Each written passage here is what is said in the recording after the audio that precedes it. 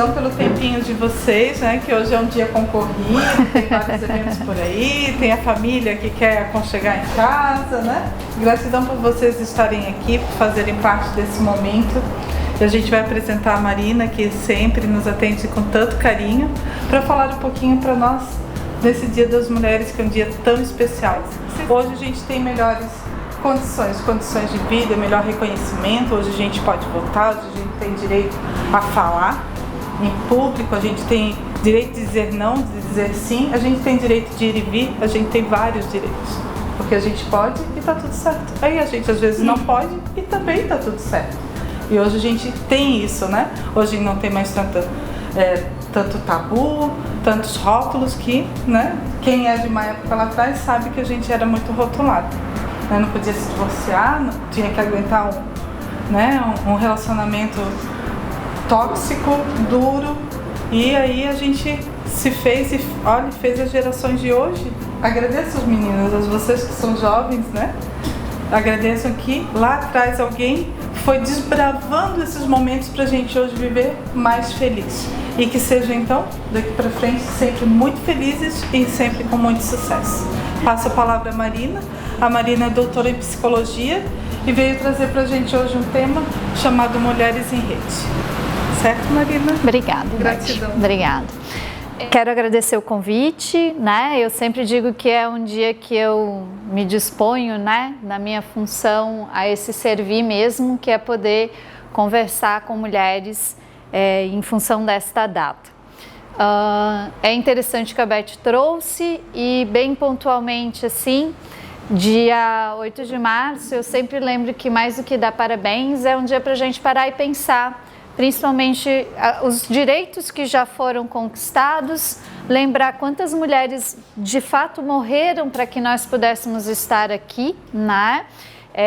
Brigando por alguns direitos, para que a gente pudesse usufruir desses direitos e pensar o que a gente ainda precisa fazer para frente, para poder construir caminhos para quem vir depois de nós, né?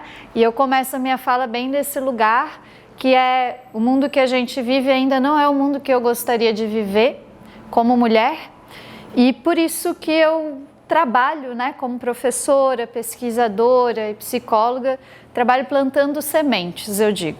Plantando sementes não para os meus filhos, porque eu não os tenho, e não é pensando nos meus, mas é pensando justamente em tantas mulheres que poderão vir depois de mim e que quero acreditar que o mundo lá vai ser melhor do que o mundo aqui, né? E por que eu digo que o mundo aqui ainda não está tão bom? Nós somos o 5º país que mais mata mulheres no mundo, ainda, né?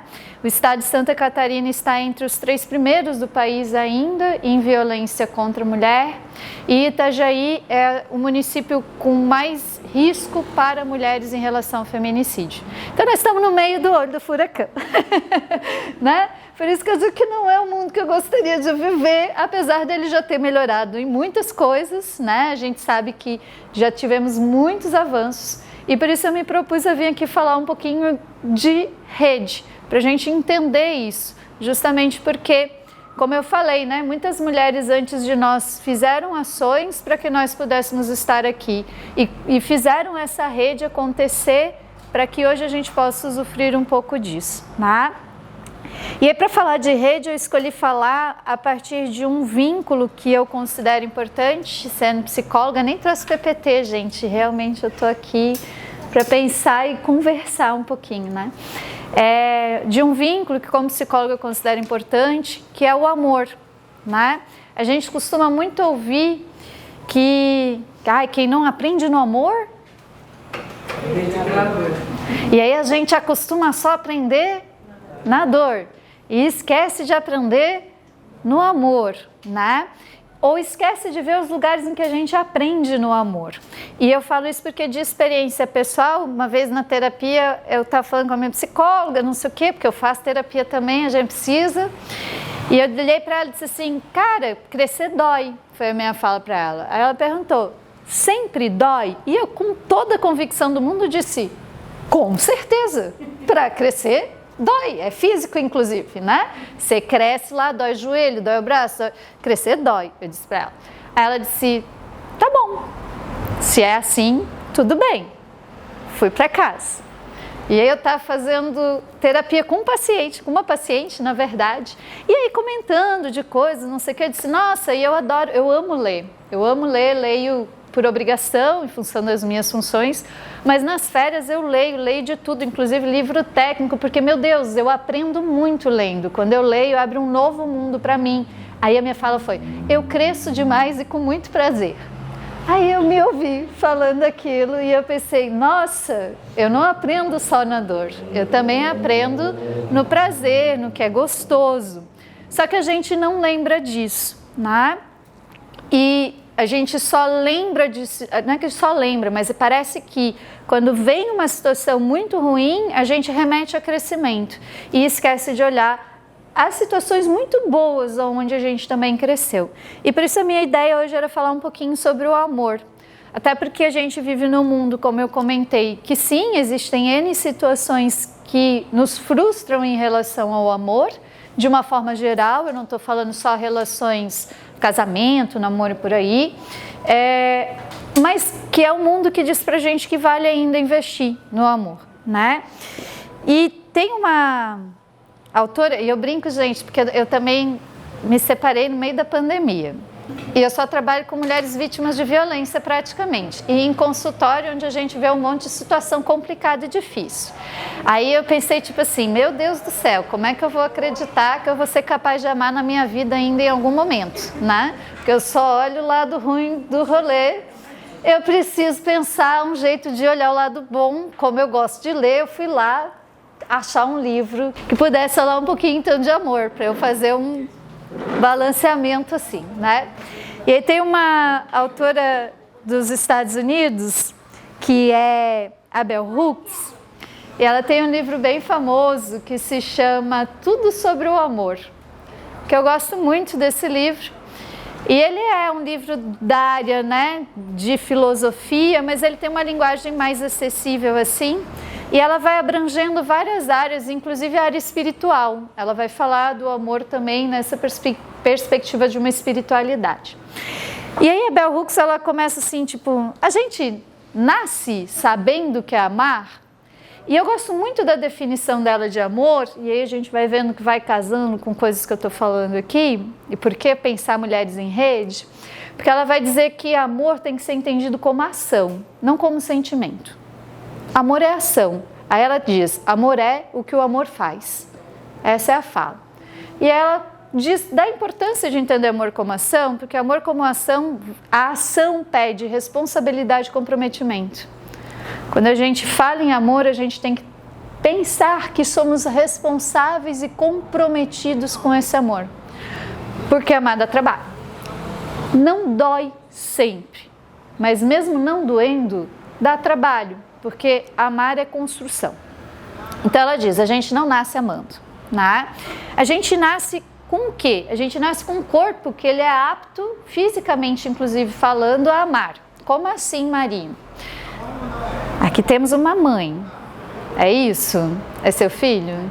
Quem mais é mãe? Tá, vocês sabem que vocês correram uma maratona, sabiam disso? Trabalho de parto equivale a uma maratona, é isso, falando em gasto fisiológico, né? Tudo isso.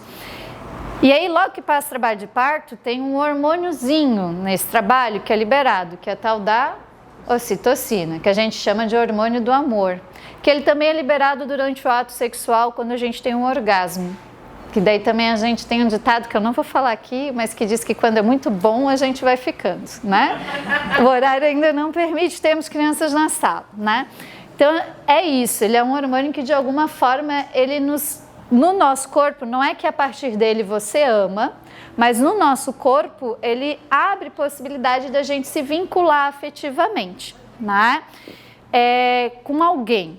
Essa é a função desse hormônio. Existe outro hormônio no nosso corpo, quando você esbarra num lugar, dói, a gente esfrega, para liberar um hormônio que a gente chama de endorfina, que além de diminuir a dor, gera uma sensação gostosinha, é um equivalente daquele remedinho que é a morfina, que é justamente para a dor e que as pessoas viciam, porque além de tirar a dor é gostoso, tá?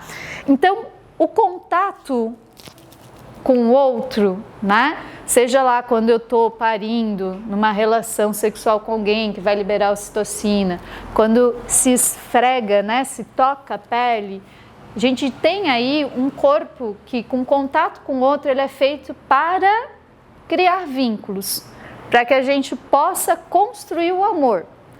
Mas precisa um trabalho de construção. A gente não nasce amando, tá? E essa construção, ela depende do quê? E eu gosto muito dessa ideia dela mesma, assim, né? Ela vai dizer que amor... Eu trouxe colinha, gente, porque eu não ia lembrar tudo de cabeça.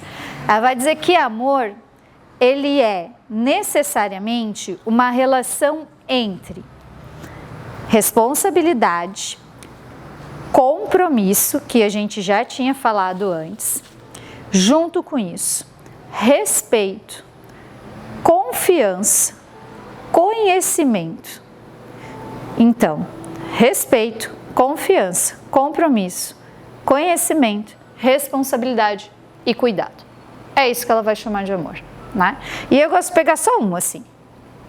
É fácil confiar? Não. Só por aí a gente já identifica que não é fácil já sair amando. Porque para amar a gente precisa confiar.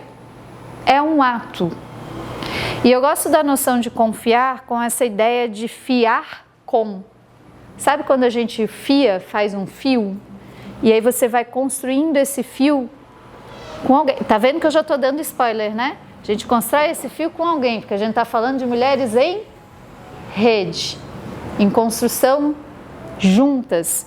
E tecer um fio é fazer vários pontos, nós, é juntar estes fios em alguns pontos e nós, né? Então, eu gosto dessa ideia de confiar como essa ação mesmo conjunta, um fiar com, um bordar, né? Um tecer isso com alguém, em que vai entrelaçando o que é meu e o que é do outro, porque a gente precisa disso. E nesse fiar vai dar ruim, porque as pessoas, e nós somos pessoas também, então as pessoas não são só os outros, somos nós, às vezes não damos conta de atender à necessidade do outro. Então a confiança, ela também vai ser esse fio, esse nó, ele também vai ser em alguns momentos desfeitos.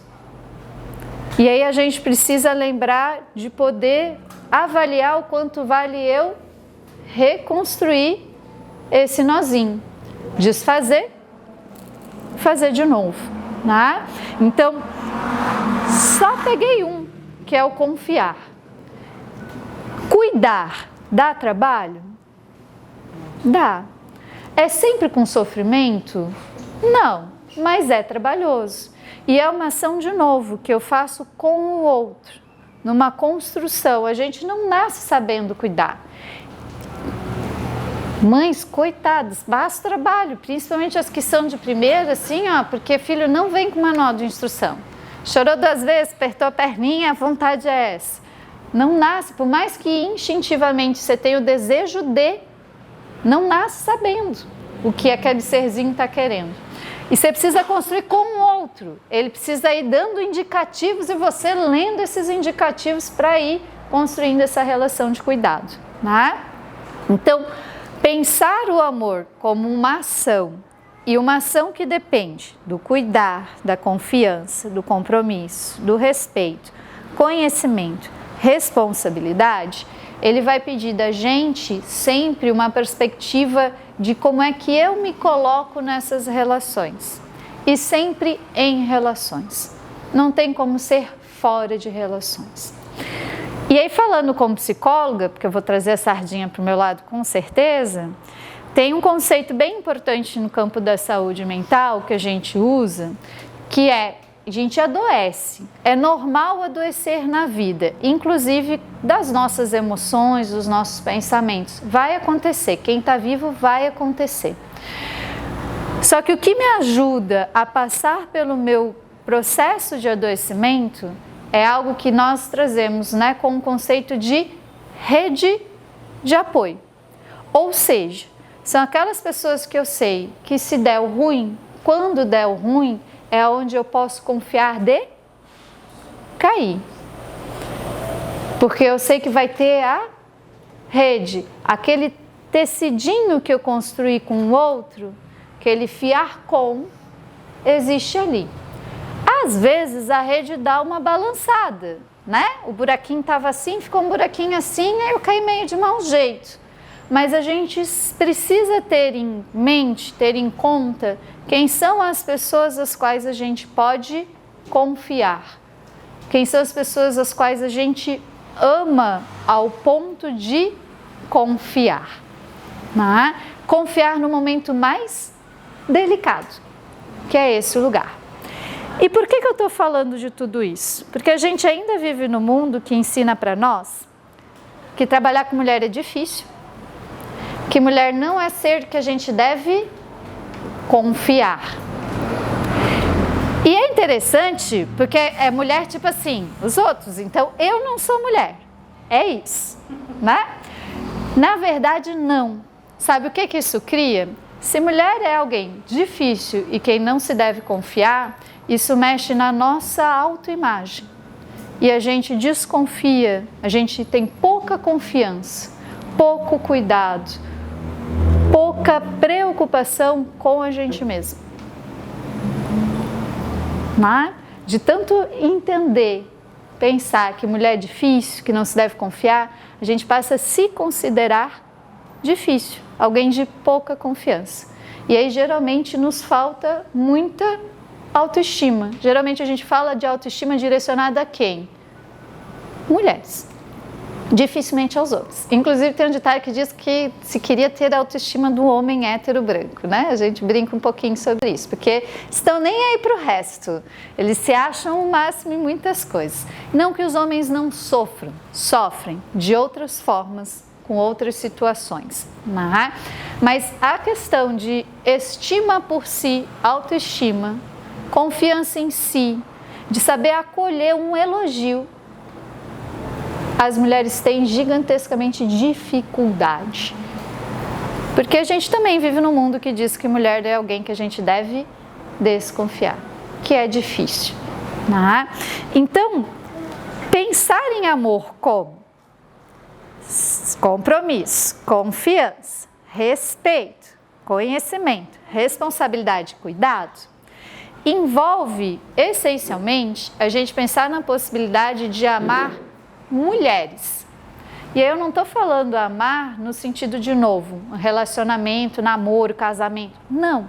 Mas eu consegui olhar para as mulheres que estão ao meu redor, amigas, colegas de trabalho, e amá-la pela condição de ser uma mulher. Confiar nela por ser uma mulher.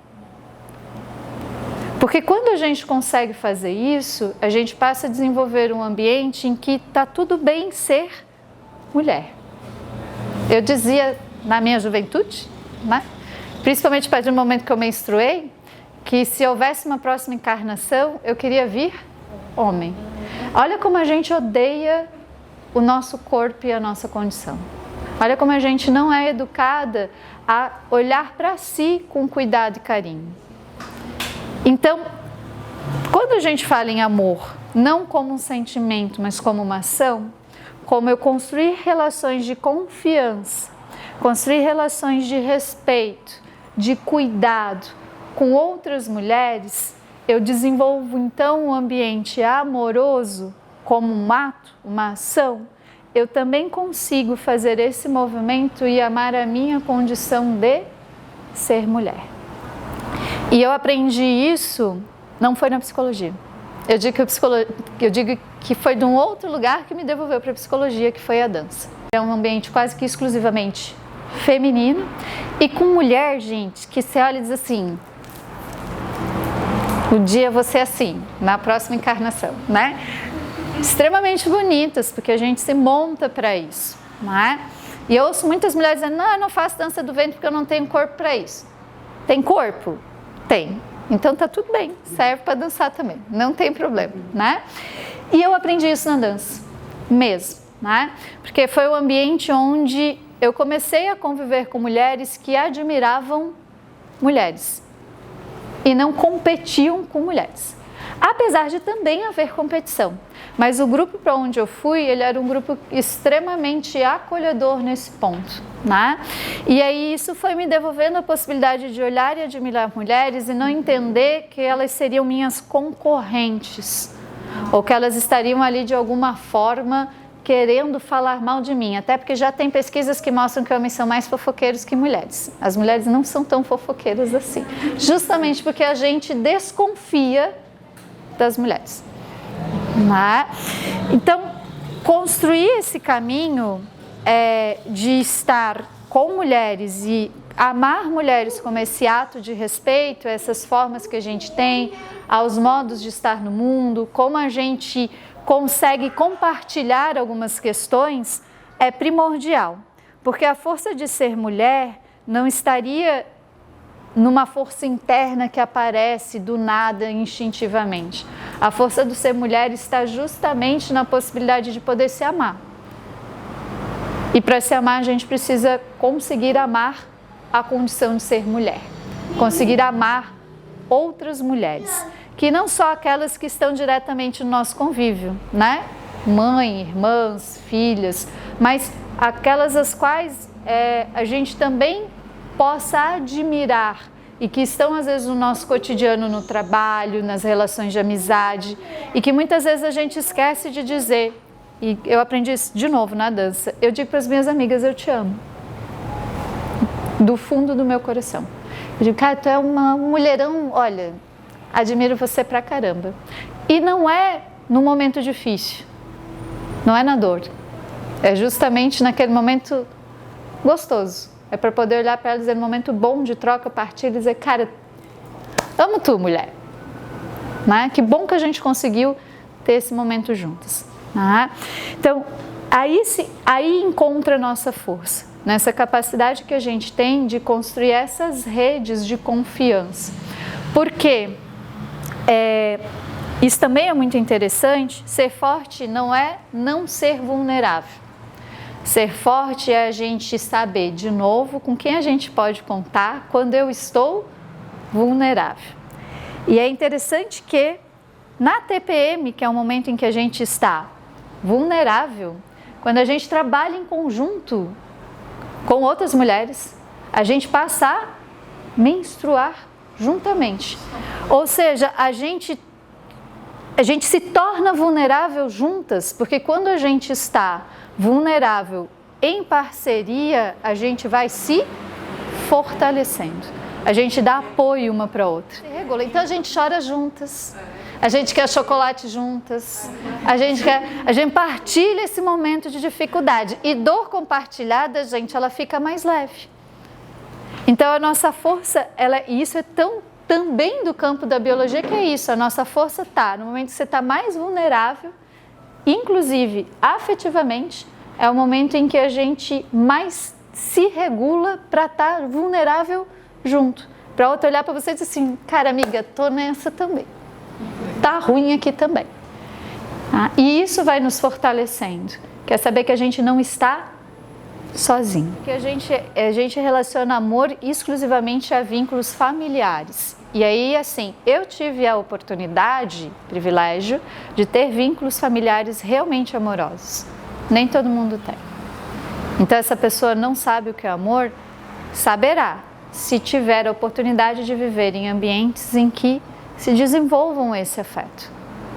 Né? Então, perfeito, é isso. Amar não é só aquele amor que a gente sente a quem é sangue do nosso sangue, né? Amor é algo que a gente constrói, e eu digo, né, eu tive dois pais, eu tive um pai biológico que me criou, que me fez e me criou até os meus 3 anos, até os meus 5, porque meus pais se separaram, né, minha mãe e meu pai, mas eu tive um pai que me criou, que foi o meu pai de criação, que desde os meus 5 anos de idade passou a me criar. Não tem amor ali? Tem, houve a construção. E ele foi meu pai por mais tempo do que o meu pai biológico, que morreu quando eu tinha 7 anos. Né? E um completo desconhecido. Né? Então é importante a gente ter essas questões muito em conta, porque a gente constrói amor, efetivamente. Né? É algo que é construído. A gente dá trabalho a amar. Dá trabalho quer dizer que é ruim? Eu gosto do trabalho que eu faço. Ele é trabalhoso. Me cansa, me satisfaz, mas me cansa. Tem dia que eu chego em casa e penso, por que eu inventei isso? Mas eu sou feliz fazendo isso.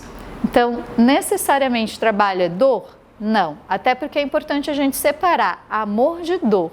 Porque quando a gente relaciona muito amor à dor, a gente acha que amor sempre vai doer. E aí a gente entra naquilo tudo que eu falei no começo, que é situações de violência, né? Situações abusivas, por aí vai, tá? Não é isso. É trabalhoso. Pede uma ação, uma atitude. E eu não faço isso somente quando eu tenho um vínculo sanguíneo ou um vínculo familiar, né? Porque senão a gente tiraria das pessoas que não tiveram um vínculo assim, amoroso, a possibilidade de amar. E essas pessoas também têm a possibilidade de amar e de construir essas redes. E quando a gente fala principalmente em rede de apoio no âmbito psicológico, a gente precisa ter em conta que nem sempre a nossa família vai conseguir fazer esse suporte, porque às vezes a família também está precisando de suporte. Então a gente precisa ter outras pessoas que ajudem e favoreçam nesse caminho, tá? E falo isso então pensando no quê? Bem pontualmente, né? Para ir fechando a minha fala, eu acho interessante pensar que tem um conto, eu não sei se vocês conhecem, que é o conto das Moiras. Não? Sim? Talvez? Não. São 3 mulheres que estão na frente de um tear. Uma delas vai pondo fio, a outra vai manuseando o fio e a outra corta o fio. Se diz que esse conto é o conto do fio da vida, né? Então, são as mulheres que tecem o fio da vida. E eu acho interessante porque, de fato, né, quem traz ao mundo uma vida é uma mulher. E quando a gente pensa na morte, a morte é uma mulher, né? Então, quem tem algum domínio sobre a vida, no nosso imaginário aqui, são mulheres. Quem põe no mundo e a morte como quem tira do mundo, né? E nessa noção de fio ainda que eu estou trazendo, né, nessa construção de rede, nesse fiar com o outro, eu tenho em conta essa história porque a gente consegue fazer algo com esse meio de caminho do fio. A gente não controla o momento que a gente nasce, nem o momento que a gente morre, né? Nem nas tentativas de suicídio, porque às vezes tenta e não consegue. Então a gente não tem completo controle disso. Mas de algum modo a gente consegue pensar o que a gente faz com esse tempo de vida que a gente nunca sabe que tempo é. E aí nesse fiar com, pensando nessa perspectiva do amor, nessa construção de vínculos mesmo, e que é tão importante hoje, eu vejo o quanto a gente sofre por não construir vínculos, por se sentir sozinho e sozinha muitas vezes em muitas situações. Eu sempre fico a pensar que o problema não é a morte, o problema é o tempo e a vida que a gente coloca nesse tempo. Então, a gente convive tanto tempo no trabalho, por exemplo, e quantas vezes a gente consegue fiar com, construir relações amorosas nesse ambiente, efetivamente, dessa vida, desse tempo de vida que você está vivendo. É um questionamento que eu me faço. No mínimo 8 horas por dia, geralmente é o tempo que a gente fica no trabalho. A gente convive com pessoas. E às vezes a gente esquece de perguntar para essa pessoa, tudo bem? Como é que você está? O que está acontecendo na tua vida? Como às vezes a gente também esquece de poder olhar para essa pessoa e dizer, cara, não estou legal hoje. Tem um espacinho de escuta aí? Ou faz que nem a minha amiga. Minha amiga, ela manda um recado para mim e diz assim, amiga, eu tô cheia de problema, tu conta os teus? Porque daí eu esqueço os meus um pouco, para eu mudar os problemas um pouquinho. Que às vezes é um outro caminho também. A gente poder ouvir o do outro para poder, deixa eu aliviar os meus um pouco. Então, e esse espaço de construção mesmo que a gente tem no trabalho, não só aqui, mas é um espaço de tempo muito grande que a gente tem, né? A gente vai trabalhar 30 anos de vida, se não mais, né? Para poder se aposentar. Tantas horas por dia. Ele é um espaço importante, principalmente em lugares onde a gente trabalha com tantas mulheres. Aprender a confiar, aprender a olhar no olho dessa mulher que está ali e dizer: e aí? Qual foi o BO de hoje? Né? E aí? Adoro a roupa que você está vestindo. Acho que você fica tão bem desse jeito. Né? Como é gostoso ter a tua gargalhada aqui. Faz falta quando você não vem. Né? Então, tecer essas redes, alimentar essas redes, dá trabalho? Dá. Mas é primordial para garantir, inclusive, saúde mental. Tá? Eu disse que eu estava com o tempo corrido. Era esse o recadinho que eu queria passar. Espero ter plantado uma sementinha, que vocês consigam construir vínculos mais fortes, cada vez mais amorosos, de verdade. Porque é isso que ajuda a gente a lidar com o mundo de maneira geral. Bom, obrigada, boa noite. Desejo um bom encontro agora adiante também.